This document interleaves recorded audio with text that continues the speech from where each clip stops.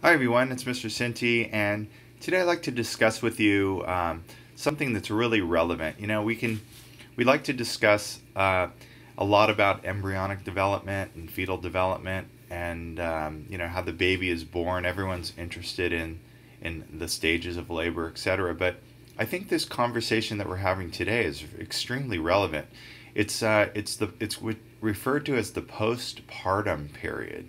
So in other words, what's going on after the baby comes out? It's the period of time once the baby comes out of the mother's body. And the conversation that I want to have with you today is principally about breastfeeding, because breastfeeding is providing that first nutrition for the baby, and it's building communication between the mother and the child, and it's really, really important. And so I wanted to discuss it in terms of the practicality of breastfeeding, some of the importance, what is the composition of milk, and I also wanted to talk a little bit about just how does it work hormonally. In other words, like the letdown reflex that occurs in the female body and in the breast, and how it's stimulated. So hope you enjoy this conversation. It's really important. And again, if you're a newborn mother or you're expecting, you might take this in, but it won't really become relevant until you're actually holding the baby in your arms, and you're like, okay, now what am I going to do? So I just wanted to say that in my opinion and in others, there's a lot of physicians and a lot of nurses that would back me up on this, but I just feel that the breast milk is the best possible food for the baby for a variety of reasons, and I hope I can convince you of that. And so it's recommended that mothers breastfeed for at least the first 6 months, and if you continued on after that, it's all that good. And then you'd want to introduce solid foods like little chopped up things, or mashed up carrots or peas or little pieces of banana, etc., like that, or rice cereals around 6 months when the baby shows readiness for that.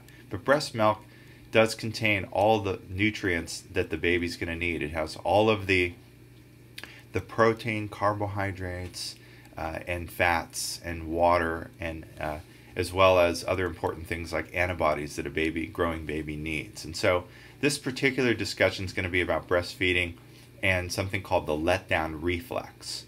Okay, and so it all kind of begins with the baby latching on right here. As you can see, when the baby's sucking from the breast, it helps to drain the breast of the milk. And so I just want to talk a little bit about holes. There's a variety of different holes, and again, this is a practical discussion, but you'll find that you'll adapt to this. You can do this front position right here, and you can make yourself comfortable either in a chair or a couch, or using a breastfeeding pillow, that kind of thing. Or you can go with this football hold like that, or you might even be lying down, and that might be more comfortable right there.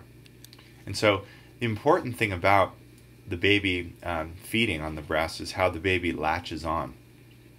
The baby doesn't really want to latch on just to the nipple, which you can't even see right here, because that can cause a biting of the nipple or irritation of the nipple. And once the nipple becomes sore, it becomes very difficult to handle, and it's painful. And so latching on means that the baby really opens wide and takes in the whole nipple and a large part of the areola. And so this way, when the baby is using its tongue to sort of suckle at the breast, it's providing the emphasis on stimulating the breast, and also releasing the milk that's in the lactiferous ducts in their little sinuses where the milk is stored. And so when the baby is on the breast right here and it's stimulating the skin, it's providing pressure.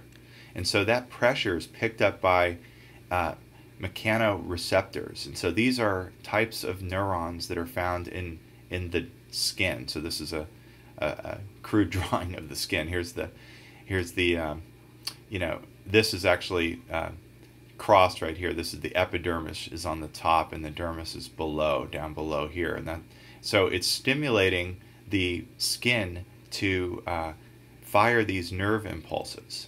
And so where are these nerve impulses going from the breast? Well, they're going all the way up into the mother's brain. And so these mechanicoreceptors are providing the mechanical stimulus, which is provided by the baby on the breast. So this physical touch, interaction, and pressure will send nerve impulses from the breast all the way to the spinal cord of the mother and then all the way up into the brain. And so when they're in the brain, this is the part that I find very interesting. When in the brain, you might be familiar with, in the lower part of the brain, there's this hypothalamus gland. And the hypothalamus has neurons, secretory neurons, that will produce a hormone called oxytocin. And so this is the hormone, I'm going to emphasize this. This is the hormone that I want to discuss right here. Oxytocin is produced, however, it is stored here and released in the pituitary, posterior pituitary gland. So when you always think of oxytocin, the hormone being released, it's being released by the posterior pituitary gland on the stalk right here. And so it isn't exactly like the anterior pituitary, which is more glandular. So this is neurosecretory cells that are producing the oxytocin. Now, what's the oxytocin doing? Well, it's causing muscles to contract. You might be familiar with during labor, oxytocin's very critical because it causes the uterus to, which is a very muscular organ, to contract, which causes labor, which then expels the baby to the outside of the body. In this case, it's targeting the mammary glands. And so when I say targeting the mammary glands, here's a little drawing of the breast. I haven't drawn in the adipose tissue, but here's the areola, here's the nipple. These are the lactiferous ducts shown here in yellow. These are the mammary glands right here. Now the glands produce the milk, but there's these myoepithelial cells, which are smooth muscle cells or specialized cells that surround the mammary glands. The oxytocin is coming down from in the blood, and it's coming from the posterior pituitary gland, and it targets these muscle cells, and I'll put a plus there because it causes them to contract. And so the milk doesn't readily flow into these lactiferous ducts, but it has to be triggered and squeezed by the oxytocin. But the oxytocin is what's really causing the milk to be released into these lactiferous ducts. So I find that to be pretty cool. Being a little bit of a biochemist, I find that the molecular structure of these hormones are particularly interesting. So this is what oxytocin looks like. It's an oligopeptide, so a small chain of amino acids. And so the mechanicoreceptors in the breast are sending nerve impulses. Okay, so let me see if I can do that. So in the skin, so then the baby's right over here suckling on the breast. So this nerve impulse is traveling in the mother, and again, spinal cord, and it's going up like this into the brain. And so in the brain, what's happening is that in the hypothalamus, it's sending this nerve impulse up. And inside the brain, there's something called a prolactin inhibitory cell. And so there's this neuron up here in the brain. Let me just go brain right here. That's producing an effect on the prolactin. It's causing it's like inhibiting prolactin production. And so what this stimulus is doing is inhibiting, let me go here, it's inhibiting the inhibitory cell. So as a result, it's causing the release of prolactin. Okay, so basically it's just the detail of what we were saying before. I could just simply say that the stimulation of the baby on the breast causes the release of prolactin. And so prolactin is not causing the contraction of the mammary gland, but the hormone prolactin is, as the name might imply, is causing the mammary glands to produce milk. And so the glandular tissue inside here, these cells are now being stimulated to produce milk, or lactation, or lactogenesis, the making of milk. And so that's kind of cool. Now prolactin's a very interesting hormone. Prolactin's causing the milk to be produced. Oxytocin is causing the epithelial cells to contract. But prolactin is really fascinating. Prolactin has a lot of effects, and if you're interested in these things, I welcome you to look up on the internet a lot of different functionalities on prolactin.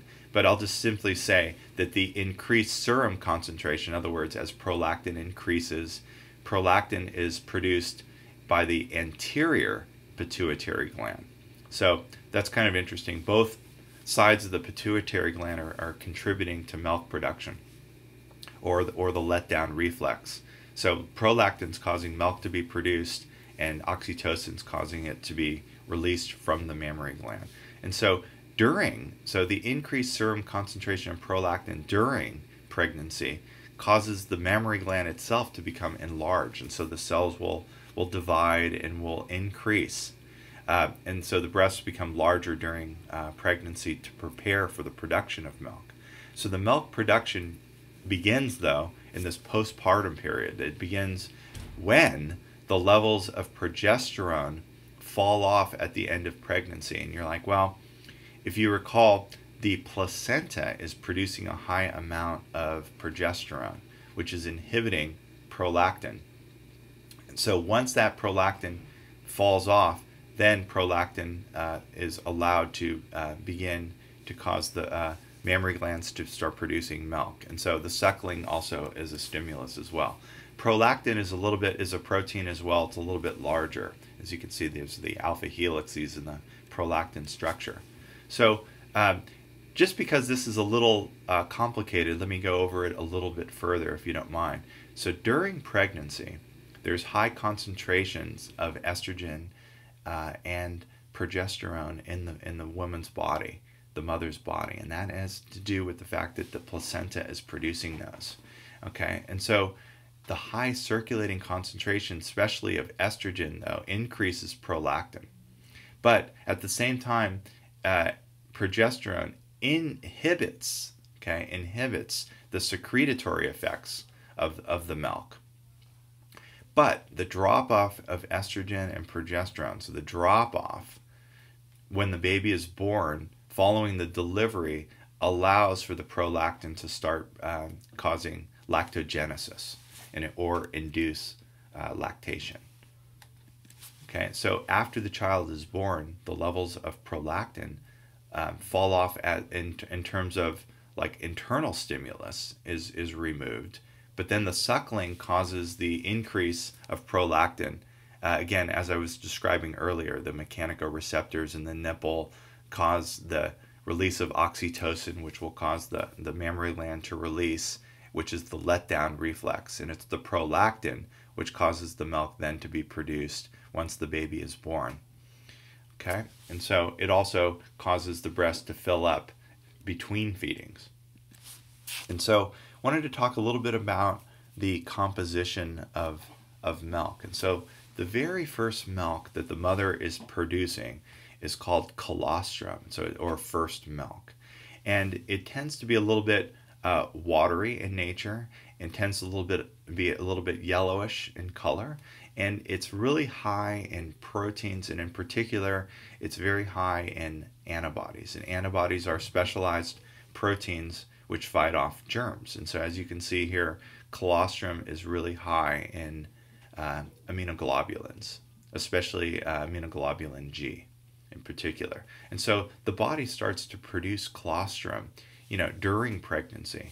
And there might even be a little bit of leakage of this colostrum during pregnancy, but mainly after birth, when the baby is born, it'll take a couple of days. On average, it's around 3 days for what is the true milk to come in. And so at first you're producing this colostrum, and as it turns out, sometimes it's more than just 3 days. It may even be up to a week before the milk starts really kicking in.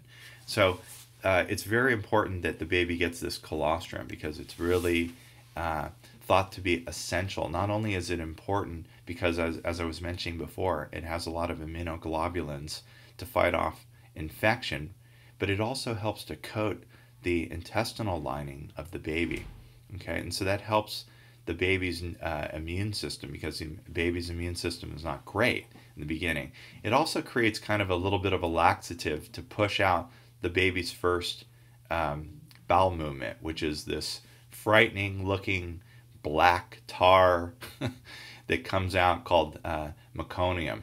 And again, yeah, I've first person have witnessed this. It's really frightening. It's like the baby's producing tar. Oh my God! But it's really the colostrum helps to really get this out, and it helps to also prevent the buildup of bilirubin, which is a byproduct of the fact that the newborn baby's liver is not really fully functional yet, and that helps to break down hemoglobin and then into bilirubin. So the colostrum helps to prevent a buildup of bilirubin, which can be detrimental to the baby.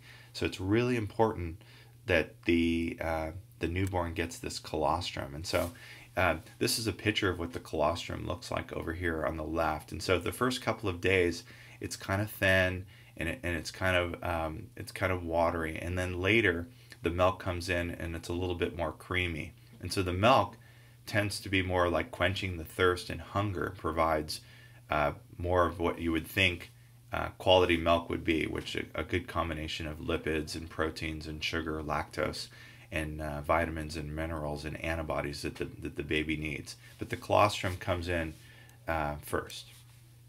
And so it's very important to get that going. And so as soon as the baby comes out, doctors and nurses and lactation specialists will encourage mother to begin having the baby latch on to the breast to get the colostrum to flow. And so in addition, I thought I'd just put out a few things, just a list of items why, if you wanted to pause the video to take these down if you're taking notes. But the breastfeeding, it's so important. We're discovering new things every day about how critical it really is. And so it continues to be a benefit even into toddler years, and it prevents risks of sudden infant death syndrome, or SIDS. It increases intelligence. And again, now these are questionable things, but studies have shown this. It decreases likelihood of ear infections and colds and flus and even childhood leukemia. It reduces the chances of child onset diabetes, and so it reduces risks of obesity later in life. And so it's really, really critical that you're getting breast milk, or you're at least trying to. And so here's a little something. It's interesting. Like when the baby is first drinking the milk, this is a contrasting. The first milk that comes out of the breast. This is the true milk I'm speaking of now. These are about 25 milliliter samples. On the left is what's called foremilk. So the first couple of minutes when the baby's on the breast, the milk is kind of watery, and it sort of hydrates the milk, hydrates the baby. But then when the baby's really on the breast for a prolonged period of time, meaning something like 15 minutes, this sample over here is what's called hind milk. So foremilk and hind milk. It's more creamy, and it has more lipid content, and it contains more calories. So it's good to drain the breast completely to make sure it's empty, so that the baby's getting the hind milk. Okay, so breastfeeding is also important for the mother. It helps the uterus to return to its pre-pregnancy size. It reduces postpartum, in other words, like after the baby is born, bleeding. It assists the mother, because there's a lot of calories in the breast, and the milk helps the mother to return to her normal weight. And it also helps to reduce breast cancer later in life. So the amount of milk produced really is on supply and demand. And so you could either traditionally breastfeed when the baby latches on, or you could purchase a breast pump. And so these attach obviously to the breast, and in between you could actually, if there's a daycare provider, if the mother is at work, you could actually, using a pump, a physical pump or a mechanical engine, you can actually drain milk from the breast. And what's really interesting about this is that the more you breastfeed, the more milk the breast produces. So it's a positive feedback loop.